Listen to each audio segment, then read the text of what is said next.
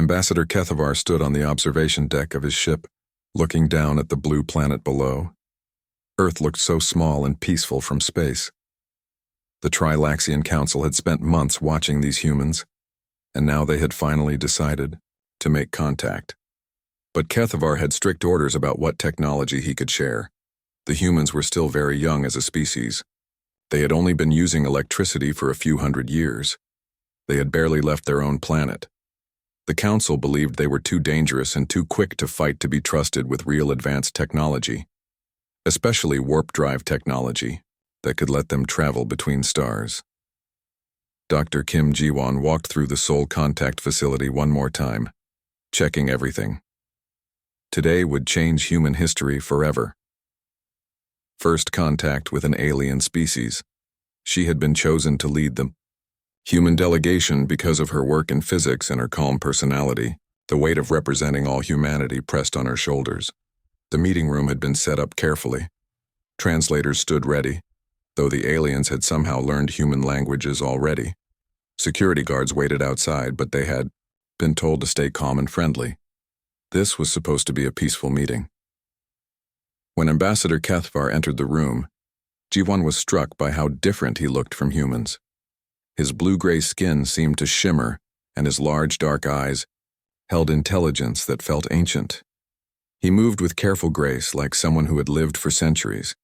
"Greetings, humans of Earth," Kethavar said in perfect Korean, then switched to English. "I bring you friendship from the Trilaxian Empire." Ji-won bowed respectfully. "Welcome to Earth, Ambassador. We are honored by your visit." Kethavar smiled, though it looked strange on his alien features. These humans seemed polite enough. Perhaps the Council's fears were too strong. He gestured to several containers his assistants brought forward. "We offer these gifts as signs of our friendship," he announced. "Technology to help your species grow and develop." The first container held what looked like a large metallic cylinder. "This is a fusion reactor," Kethavar explained. "It will give you clean energy without the pollution your current methods create." Ji-won's eyes widened. Fusion power was something humans had been trying to perfect for decades. "This is incredibly generous," she said. The second container revealed devices that looked like crystal panels. "Energy shields," Kethavar said casually. "They can protect your buildings and vehicles from damage." Engineer Park Min-ho, standing beside Ji-won, tried to hide his excitement. These technologies were hundreds of years ahead of anything humans had. But it was the third container that caught Ji-won's attention. Inside were several small devices that looked almost boring compared to the others. They were gray metal boxes, with strange symbols on them. "And these?" she asked. "Simple gravitational sensors," Kethavar said with a dismissive wave. "They can detect small changes in gravity, perhaps useful for your earthquakes or weather prediction." What Kethavar did not tell them was that these innocent-looking devices contained the most advanced technology the Trilaxians possessed. Hidden inside their circuits was quantum warp drive technology that had taken his people over 1,000 years to develop. The sensors were designed to hide this technology so well that no one would ever suspect their true purpose. The Trilaxian Council had debated for months about this plan. They wanted to help humanity develop, but they also feared what humans might do with true faster-than-light travel. So they decided to hide their greatest secret in plain sight, disguised as simple scientific tools. Ji-won picked up one of the gravitational sensors. It felt heavier than it looked, and something about it seemed to hum with hidden energy. Her physicist instincts told her there was more to this device than the ambassador was saying. "Thank you for all of these gifts," she said formally. "Humanity will use them wisely." As the ceremony continued, Park Min-ho found himself staring at the sensor devices. He had spent years working with gravitational equipment, and something about these felt wrong. The energy readings his handheld scanner was picking up did not match what a simple gravity detector should produce. "The quantum signatures are unusual," he whispered to Ji-won in Korean. Kethavar noticed their quiet conversation but was not worried. Even if they suspected something, humans could never understand Trilaxian quantum physics. It had taken his own people centuries of study to master. Warp technology, These primitive beings would probably use the sensors to predict weather patterns and never discover their true secret. The formal ceremony ended with speeches about friendship and cooperation. Kethvar felt satisfied with how things had gone. He had followed the Council's orders perfectly. Humanity now had some useful technology to help them develop, but nothing truly dangerous. As the alien delegation prepared to leave, Jiwan shook hands with Ambassador Kethvar. "We hope this is the beginning of a long friendship between our peoples," she said. "Indeed," Kethvar replied. "Perhaps in a few centuries, when your species has matured, we can share even greater knowledge." But as the Trilaxian ships departed Earth's atmosphere, Dr. Jiwan was already making plans. Those gravitational sensors were going straight to her laboratory. Something told her they held secrets that could change everything for humanity. In his ship, Kethvar smiled to himself. The humans seemed grateful and excited about their simple gifts. They would never suspect that the most powerful technology in the galaxy was sitting in their hands disguised as weather equipment. 3 days had passed since the alien meeting, and Ambassador Kethvar was enjoying his morning meal when his communication device started flashing red. Emergency signals from the monitoring station on Earth. He frowned and activated the channel. "Ambassador, you need to see this immediately," came the panicked voice of Observer Rendall. "The humans are doing something impossible." Kethvar set down his food. "Calm yourself. What could they possibly be doing that concerns us?" "Sir, they have figured out the quantum patterns in the gravitational sensors. They are talking about dimensional folding and space-time compression." The ambassador nearly choked. "That cannot be correct. Run the translation programs again." But deep beneath Seoul National University, Dr. Kim Ji-won was standing in front of a whiteboard covered in equations that would have impressed the greatest Trilaxian scientists. She pointed to a series of calculations with her marker. "The energy. Readings make sense now," she explained to her team. "These devices are not just detecting gravity, they are manipulating space itself on a quantum level." Physicist Lee Ha-young nodded excitedly. "If we look at these quantum signatures here, they match theoretical models for faster-than-light travel that we thought were impossible." Park Min-ho was bent over one of the opened sensor devices with a magnifier. "The crystal matrix inside is unlike anything we have ever seen. But the mathematical principles, they are based on physics we already understand, just applied in ways we never thought of." Kethvar watched the translated conversations. With growing horror, these humans were casually discussing concepts that had taken Trilaxian civilization 300 years to develop. Worse, they seemed to understand the principles better than some of his own people. "Contact the Council immediately," he ordered his staff. "Tell them we have a serious problem." Back on Earth, materials scientist Nam Ji-soo was working late in her laboratory. She had been analyzing the exotic matter inside the sensors for 2 straight days. "I think I know how to make more of this," she announced to her colleagues over the communication system. "Make more of what?" asked Dr. Ji-won from her office. "The quantum crystals, the ones that create stable wormholes. I can synthesize them using our particle accelerator, but I need to modify the magnetic field configuration." Computer scientist Oh Sung-hee looked up from her quantum computer array. "I have been running simulations based on the mathematical models we found. The stability ratios are incredible. This technology could revolutionize space travel." Kethvar's emergency call to the Trilaxian Council was not going well. Council leader Vorthon listened to his report with obvious disbelief. "Ambassador, you are telling me that in 3 days, these primitive humans have decoded technology that represents our greatest scientific achievement?" "Yes, Council leader. They are not just understanding it, they are improving it." "Impossible. Our data encryption is unbreakable. They cannot have accessed our technical databases." "Then explain how they know about quantum tunnel stabilization." "Matrices," Kethvar shot back. "That term does not exist in any human language. We invented it ourselves." The Council fell silent. This was indeed troubling news. On Earth, the team was working around the clock. Dr. Ji-won had not slept in 36 hours, but she was too excited to feel tired. They were on the edge of a breakthrough that would change human civilization forever. 2. Mathematical beauty of the system is incredible, said theoretical physicist Cha Yonjin. Whoever designed this understood space and time in ways we are just beginning to grasp. Engineer Yoon Tae-hyung was assembling a prototype device based on their analysis. If our calculations are correct, this should create a small, stable wormhole.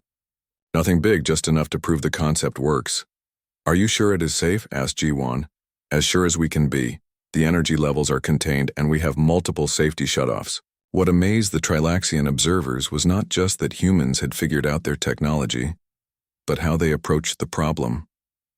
Where Trilaxian scientists worked in careful, methodical steps over decades, humans attacked the puzzle from multiple directions at once. Some team members focused on the physics, others worked on materials science. Still others ran computer simulations. They shared information constantly, building on each other's discoveries in ways that accelerated their progress beyond anything the Trilaxians had seen. Their approach is chaotic but effective, reported observer Rendall. They do not follow proper scientific procedures, but they reach correct conclusions anyway. Kethavar was pacing in his quarters. How long do you estimate before they achieve a working prototype? Based on their current progress, perhaps 6 months, maybe a year if they encounter major obstacles. The ambassador stopped pacing. You said their current progress suggests 6 months? Yes, sir. Observer, their current progress suggests they will have a working warp drive in days, not months. These humans do not think like us. They make intuitive leaps that bypass decades of traditional research. As if to prove his point, the monitoring stations picked up excited voices from the Seoul laboratory. The test worked, shouted Engineer Yoon. We created a stable micro-wormhole for 12 seconds. 12 seconds is long enough, replied Dr. Ji-won. Now we just need to scale it up. Kethvar closed his eyes. The council had made a terrible mistake. They had assumed human intelligence worked like Trilaxian intelligence. Slow, careful, methodical. But humans were something else entirely. They were intuitive, creative, and completely unpredictable.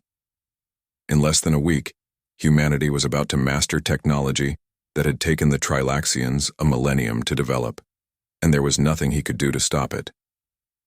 The fourth day brought no sleep for the research team in Seoul. Dr. Kim Ji-won walked through the laboratory, watching her colleagues work with an intensity she had never seen before. Coffee cups and energy drink cans littered every surface. Whiteboards covered with equations stretched from floor to ceiling. What the Trilaxians watching from space could not understand was how different human thinking was from their own. When Trilaxian scientists faced a problem, they would form committees, spend months planning, and then work through solutions step by step over many years. Humans did something completely different. Engineer Yoon Tae-hyung sat cross-legged on the floor, staring at quantum equations that had been puzzling him for hours. Around him, 6 other team members were arguing about energy field calculations. The noise would have driven most Trilaxian scientists to distraction, but somehow it helped Yoon think. What if we are looking at this backwards? He said suddenly, interrupting the argument. Everyone stopped talking and turned to look at him. I mean, we keep trying to bend space around the ship, right? Like folding a piece of paper. But what if space does not want to be folded? What if we convince space that the ship is already where we want it to be? Dr. Ji-won frowned. That makes no sense physically. Does it not? Asked theoretical physicist Cha Yeon-jin. Quantum mechanics tells us that reality is based on probability and observation. What if we change the probability that the ship exists in location A versus location B? The room fell silent as everyone considered this idea. Physicist Lee Hae-young grabbed a marker and started writing on the nearest whiteboard. Quantum uncertainty principle applied to macro-scale positioning. If we can create enough quantum uncertainty about the ship's location, then collapse the probability wave in our favor. That is either brilliant or completely insane, said material scientist Nam Ji-soo. With humans, those are often the same thing, replied computer scientist Oh Seung-hee with a tired smile. Ambassador Kethavar was monitoring these conversations from his ship, and what he heard made him feel sick. In 4 days, these humans had not only understood Trilaxian warp technology, they were improving it in ways his people had never imagined.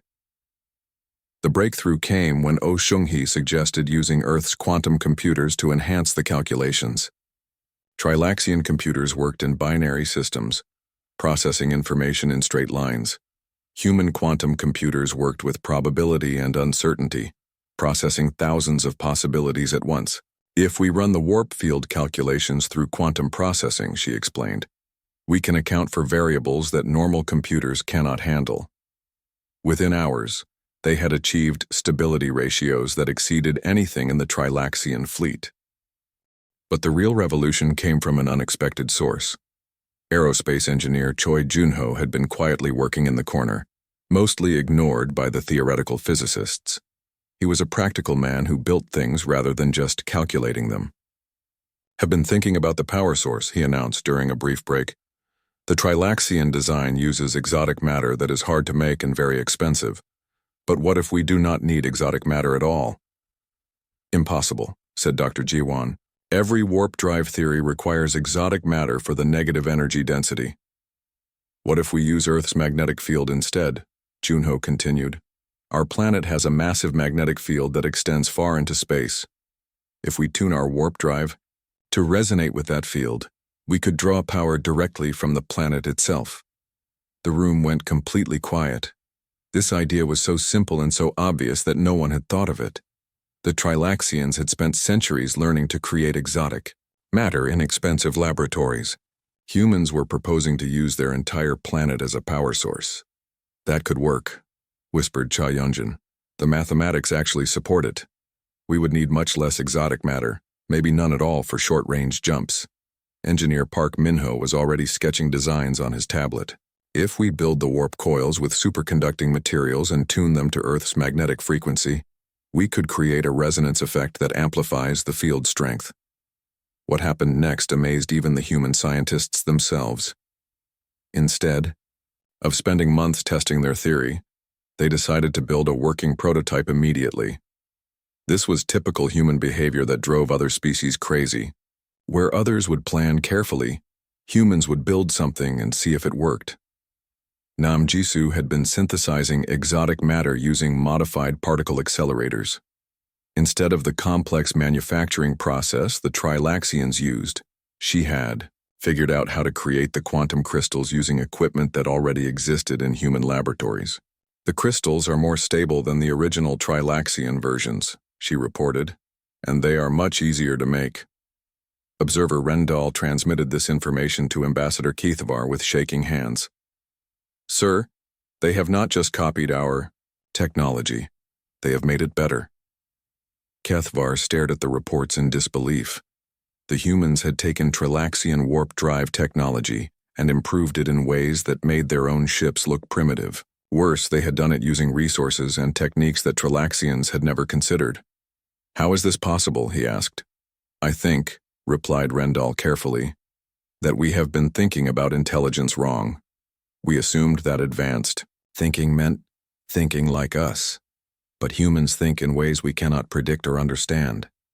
The human research team was now working on their final prototype. They had solved problems in days that should have taken decades. They had improved on technology that represented the pinnacle of Trilaxian science, and they were just getting started. Captain Song Min-jae stood in the bridge of the prototype ship Dihan and felt her hands shake slightly as she gripped the control panels. 6 days ago, humanity had never traveled faster than light. Today, she was about to become the first human to jump between star systems. The ship itself looked nothing like the sleek Trilaxian vessels. Human engineers had built it quickly using materials they could find on Earth, steel and aluminum instead of exotic metals, simple computer systems instead of advanced alien technology. But hidden in its core was something revolutionary. "All systems green," reported Navigation Officer Kim Dong-hyun from his station. "Warp drive is charging to full power." Dr. Kim Ji-won watched from mission control in Seoul, her heart racing with excitement and fear. Everything they had worked for came down to this moment. If their calculations were wrong, they might lose the ship and its crew forever. "Daehan, you are cleared for warp jump," she transmitted to the ship. Target is Proxima Centauri system. Estimated travel time is 37 minutes. Above Earth's atmosphere, Commander Zektal of the Trilaxian Observation Fleet watched his instruments with growing amazement. The human ship's energy signature was unlike anything he had ever seen, where Trilaxian warp drives created massive distortions in spacetime. The human drive seemed to slip through dimensions like water. "Sir," reported his science officer, "their warp field is incredibly efficient. They are using 60% less energy than our ships require for the same distance." Zektal could not believe what he was hearing.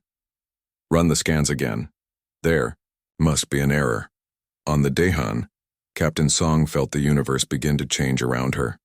Space itself seemed to bend and twist as the warp drive activated. But instead of the violent shaking that Trilaxian ships experienced during warp jumps, the human ship moved smoothly through folded space. "Jump initiated," she reported calmly, though inside she was amazed by how natural it felt. "We are now traveling at warp speed."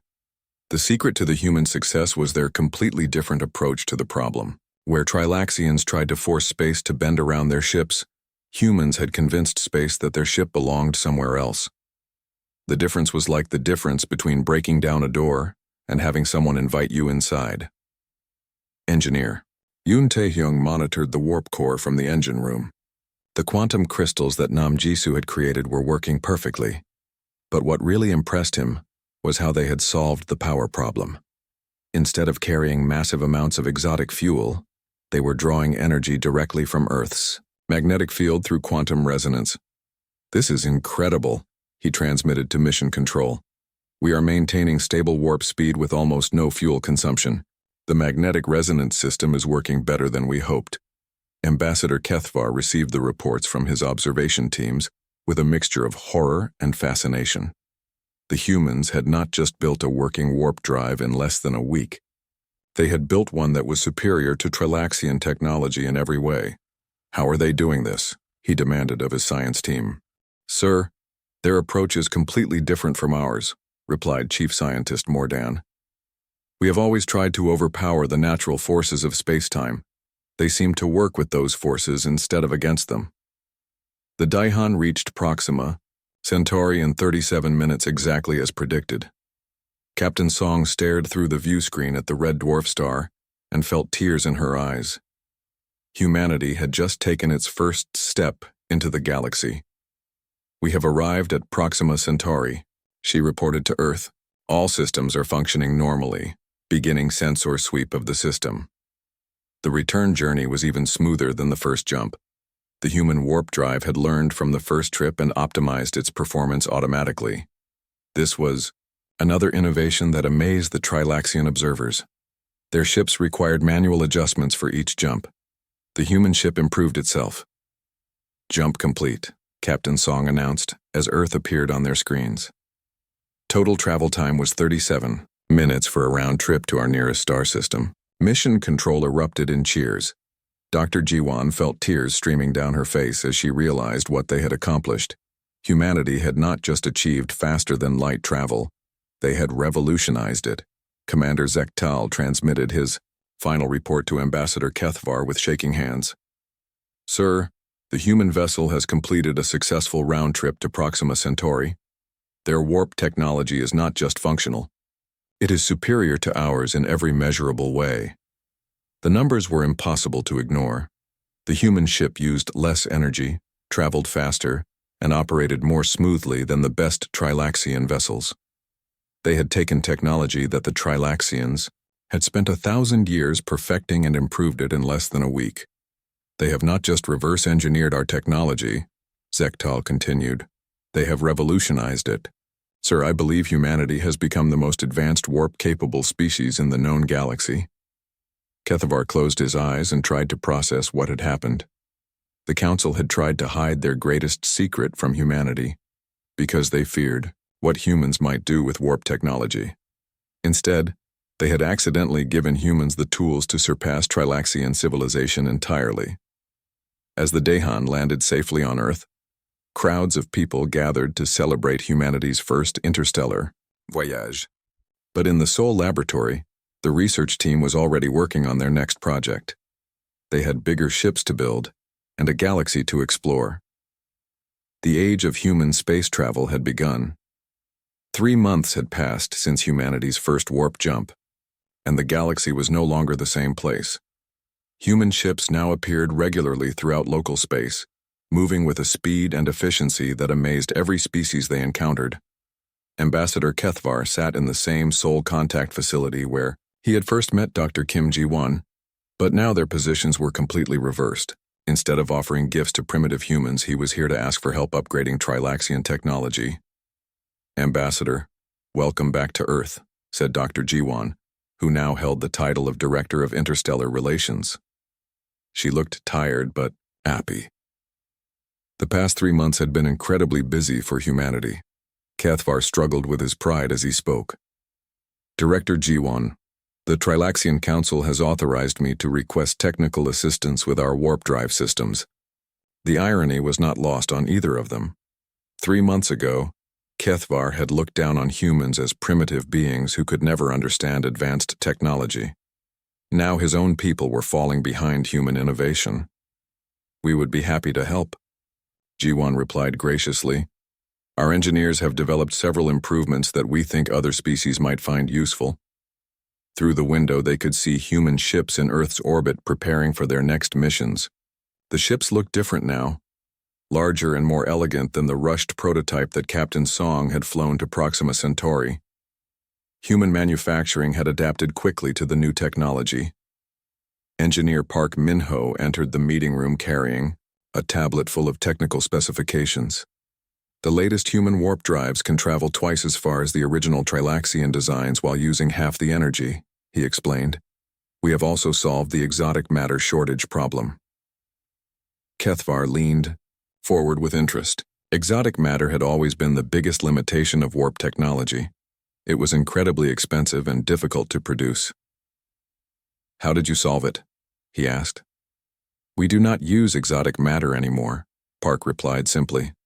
"Our new drives work by creating quantum resonance with planetary magnetic fields. Any planet with a magnetic field can serve as a power source for warp jumps." This was revolutionary.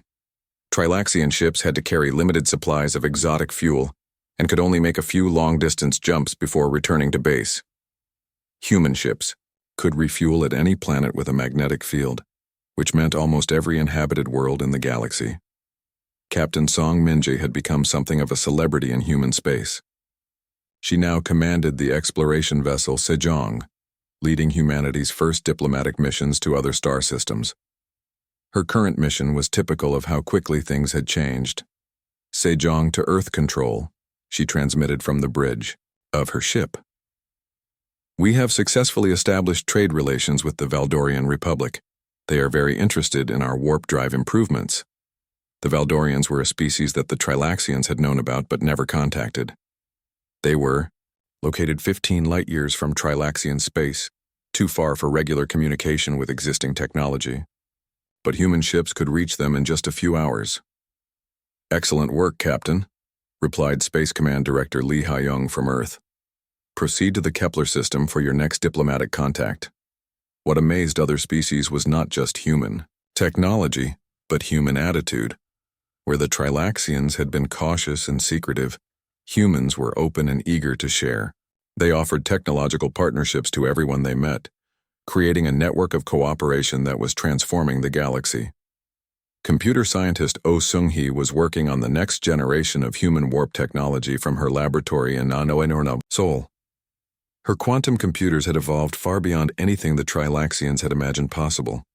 "The new calculations suggest we can create stable wormholes that last for hours instead of seconds," she explained to her research team. "This could allow for permanent travel routes between star systems."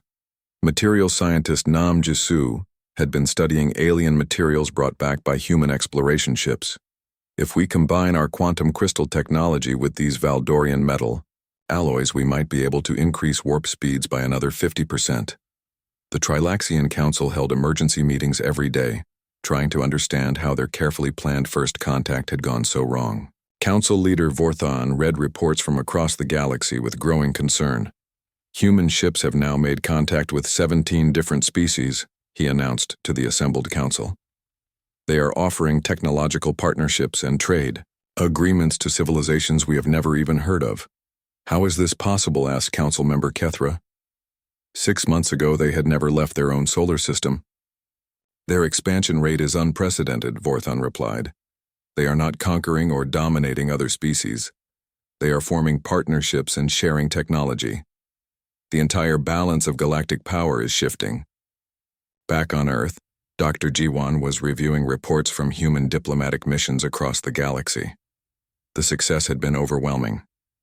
Every species humanity encountered was eager to work with them, attracted by their advanced technology and cooperative attitude. Engineer Choi Junho knocked on her office door. Director, we have completed the prototype for the new interstellar communication system. Using quantum entanglement principles, we can send messages instantly across any distance. Jiwon smiled. Faster-than-light communication had been another impossible dream just months ago. Now it was becoming reality. The Trilaxians spent 1,000 years developing warp technology, she mused. We improved it in a week and then kept improving it every day since. As she looked out at the stars, Jiwon thought about how much had changed. Humanity had accidentally become the most advanced spacefaring civilization in the galaxy, not through conquest or domination, but through curiosity and cooperation. The species that had been deemed too primitive for warp technology had turned it into the foundation for a new age of galactic unity. The future belonged to humanity, and they were sharing it with everyone.